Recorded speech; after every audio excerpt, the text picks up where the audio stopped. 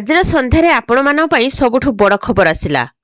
Budget ଉପସ୍ଥାପନ କରିଛନ୍ତି ଅର୍ଥମନ୍ତ୍ରୀ ନିର୍ମଳା ସୀତାରମଣ। ତେବେ ବଜେଟ୍ରେ ଚାଷୀ ଭାଇମାନଙ୍କ ପାଇଁ ବଡ଼ ଘୋଷଣା ହୋଇଛି।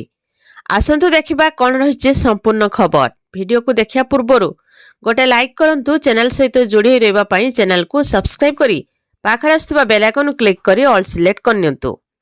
ବଜେଟ୍ରେ ଚାଷୀ ଭାଇମାନଙ୍କ ପାଇଁ ବଡ଼ ଘୋଷଣା। ପ୍ରଧାନମନ୍ତ୍ରୀ କୃଷି ଜନଧନ ଯୋଜନାକୁ ପ୍ରାଥମିକତା ଦିଆଯାଇଛି। କିଷାନ କ୍ରେଡିଟ୍ କାର୍ଡ ଲିମିଟ୍କୁ ମଧ୍ୟ ବୃଦ୍ଧି କରାଯାଇଛି। 3 ଲକ୍ଷ ଟଙ୍କାରୁ 5 ଲକ୍ଷ ଟଙ୍କାକୁ ବୃଦ୍ଧି ହୋଇଛି।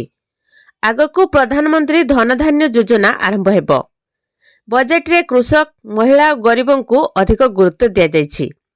କୃଷି ଉତ୍ପାଦନ ବୃଦ୍ଧି ଉପରେ ଗୁରୁତ୍ୱ ରହିଛି। କିଷାନ କ୍ରେଡିଟ୍ କାର୍ଡ ଋଣ ଲିମିଟ୍କୁ 3 ଲକ୍ଷ ଟଙ୍କାରୁ 5 ଲକ୍ଷ ଟଙ୍କାକୁ ବୃଦ୍ଧି କରାଯାଇଛି। ଆରମ୍ଭ ହେବ ପ୍ରଧାନମନ୍ତ୍ରୀ ଧନଧାନ୍ୟ ଯୋଜନା।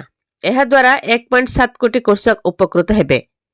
ଏହା ସହିତ ଯୁବ ଚାଷୀ, ଗ୍ରାମୀଣ ମହିଳା ଏବଂ ଛୋଟ ଛୋଟ ଚାଷୀଙ୍କ ଉପରେ ବଜେଟ୍ରେ ଫୋକସ୍ କରାଯାଇଛି। ପ୍ରଧାନମନ୍ତ୍ରୀ ଧନଧାନ୍ୟ ଯୋଜନାକୁ ରାଜ୍ୟ ସରକାର ସହ ମିଳି କେନ୍ଦ୍ର ସରକାର କାର୍ଯ୍ୟକାରୀ କରିବେ, ଯାହାର ଫାଇଦା 1.7 କୋଟି ଚାଷୀଙ୍କୁ ମିଳିବ। ପ୍ରଥମ ପର୍ଯ୍ୟାୟରେ 100ଟି ବିକାଶଶୀଳ କୃଷି ଜିଲ୍ଲାକୁ ଏଥିରେ ସାମିଲ କରାଯିବ। ଏହା ସହିତ ଖାଇବା ତେଲରେ ଆତ୍ମନିର୍ଭର କରିବାକୁ 6 ବର୍ଷିଆ ସ୍କିମ୍ ଘୋଷଣା ଆରମ୍ଭ ହେବ।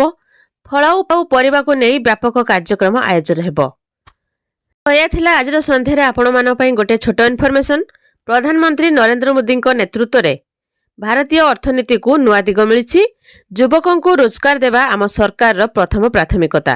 ଚାଷୀଙ୍କ ପାଇଁ ଧନଧାନ୍ୟ ଯୋଜନା ଆରମ୍ଭ ହେବ। 1.7 କୋଟି ଚାଷୀ ଉପକୃତ ହେବେ। ଗ୍ରାମୀଣ ଭାରତରେ ରୋଜଗାରକୁ ଗୁରୁତ୍ୱ ଦିଆଯିବ। ଖାଦ୍ୟ କ୍ଷେତ୍ରରେ ଆତ୍ମନିର୍ଭରତା ବଢ଼ିବ। କିଷାନ କ୍ରେଡିଟ୍ କାର୍ଡ ଋଣ ଲିମିଟ୍କୁ 3 ଲକ୍ଷ ଟଙ୍କାରୁ 5 ଲକ୍ଷ ଟଙ୍କାକୁ ବୃଦ୍ଧି କରାଯାଇଛି। ଆରମ୍ଭ ହେବ ପ୍ରଧାନମନ୍ତ୍ରୀ ଧନଧାନ୍ୟ ଯୋଜନା, ଯାହାକି ଏହାଦ୍ୱାରା 1.7 କୋଟି କୃଷକ ଉପକୃତ ହେବେ। ବାସ୍ ଖାଲି ଭିଡ଼ିଓ ଗୋଟେ ଲାଇକ୍ କରିଦିଅନ୍ତୁ ଆଉ ଭିଡ଼ିଓ କେଉଁ ଜିଲ୍ଲାରୁ ଦେଖୁଛନ୍ତି କମେଣ୍ଟ ମାଧ୍ୟମରେ ଜଣାନ୍ତୁ।